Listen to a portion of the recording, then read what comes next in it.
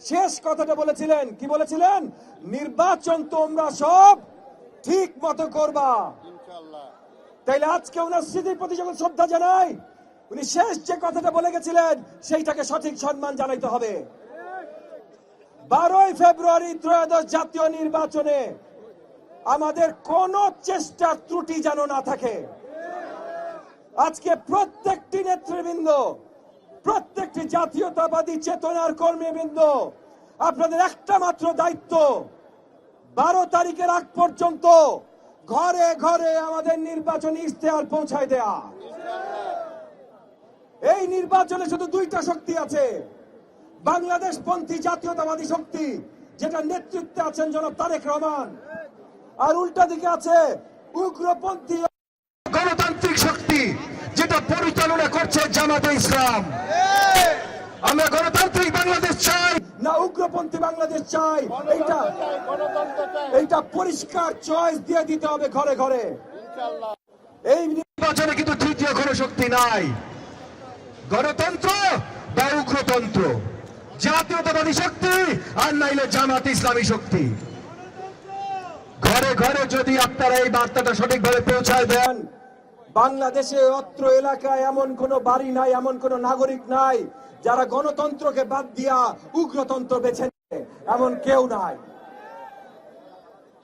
এবং যদিও যুদ্ধ গণতন্ত্র রক্ষা করার, তবুও আমরা আমাদের যতগুলো দফা দিয়েছি পরিষ্কার করে দিয়েছি কতখানি জনবান্ধব সরকার হবে আমাদের আগামী সরকার।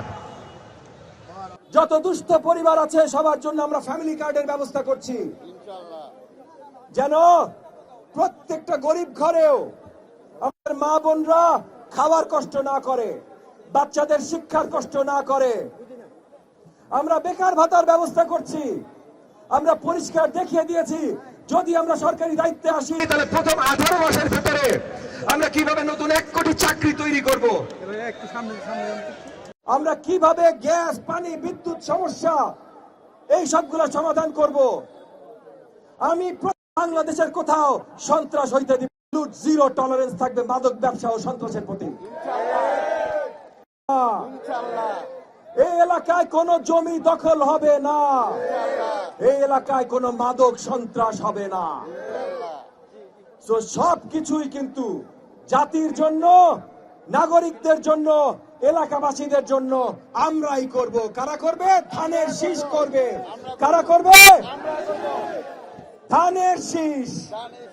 তাইলে একটা মাত্র স্লোগান, 12 তারিখ সারাদিন, 12 তারিখ সারাদিন একমাত্র ধানের শীষের ভোটই আমাদের গণতান্ত্রিক অপশন।